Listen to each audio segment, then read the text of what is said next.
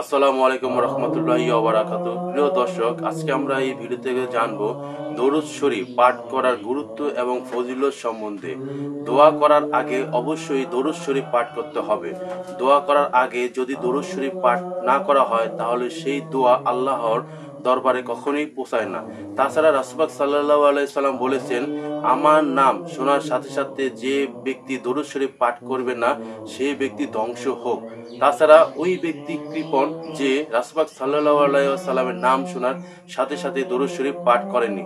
সুতরাং রাসূল পাক সাল্লাল্লাহু আলাইহি ওয়াসাল্লামের নাম শোনার সাথে সাথে যদি দরুদ শরীফ পাঠ না করা হয় তাহলে কবিরা গুনাহ হয়।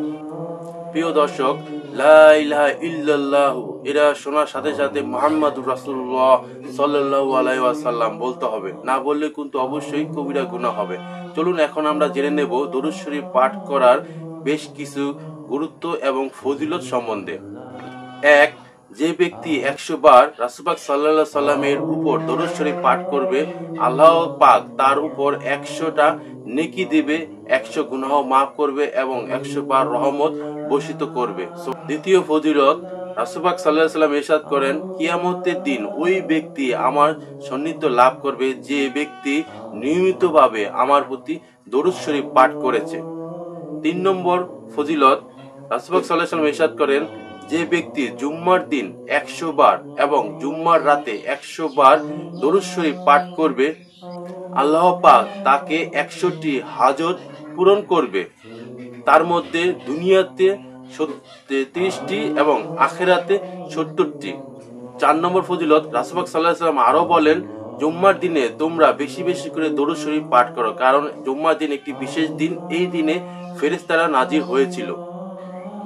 রাসূল পাক সাল্লাল্লাহু আলাইহি সাল্লাম বলেন, যতক্ষণ পর্যন্ত আল্লাহ তাআলার হাম এবং রাসূল পাক সাল্লাল্লাহু আলাইহি সাল্লামের উপর দরুদ শরীফ পাঠ করা হয় না, ততক্ষণ পর্যন্ত কোনো দোয়াই আল্লাহর দরবারে কবুল হয় না। সুতরাং অবশ্যই দরুদ শরীফ পাঠ করতে হবে দোয়া করার আগে।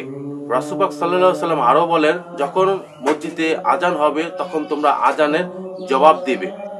প্রিয় মুমিন মুত্তাকিন ভাই ও বোনেরা, নামাজ পড়ার পর অথবা নামাজের আগে অথবা কাজের ফাঁকে ফাঁকে যদি বেশি করে দরুদ শরীফ পাঠ করা হয় তাহলে ওই ব্যক্তির গুনাহ মাফ হবে, রিজিকের ব্যবস্থা হয়ে যাবে, ব্যবসা বাণিজ্য চাকরি বাকরি উন্নতি লাভ করবে এবং সকল প্রকার পেরেশান ওই ব্যক্তি দূর হয়ে যাবে।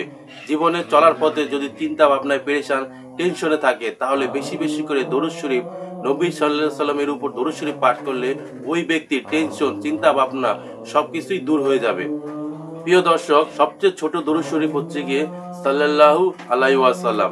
তাছাড়া দুরুদে ইব্রাহিম এটাও পড়তে পারি। নামাজের পর আমরা অন্তপক্ষে 5 বার হোক 10 বার হোক আমরা দুরুদে ইব্রাহিমে পড়বো অথবা ছোট দরুদ শরীফ সাল্লাল্লাহু আলাইহি ওয়াসাল্লাম পড়বো। চলতে ফিরতে উঠতে বসতে যখনই সময় পাই তখনই আমরা দরুদ শরীফ পাঠ করব। ছোট দরুদ শরীফ হলো পাঠ করব সাল্লাল্লাহু আলাইহি ওয়াসাল্লাম, সাল্লাল্লাহু আলাইহি ওয়াসাল্লাম। সুতরাং প্রিয় মুমিন মুত্তাকিন ভাই ও বোনেরা, বেশি বেশি করে দরুদ শরীফ পাঠ করার যাতে আল্লাহ পাক আমাদের উপর সবাইকে তৌফিক দান করুন, আমিন সুম্মা আমিন। ভিডিও ভালো লাগলে থাকলে অবশ্যই চ্যানেলটিকে সাবস্ক্রাইব করে ভিডিওটি লাইক করে দিবেন। তো সবাই ভালো থাকবেন, সুস্থ থাকবেন। আসসালামু আলাইকুম রহমতুল্লাহি ওয়া বারাকাতুহু।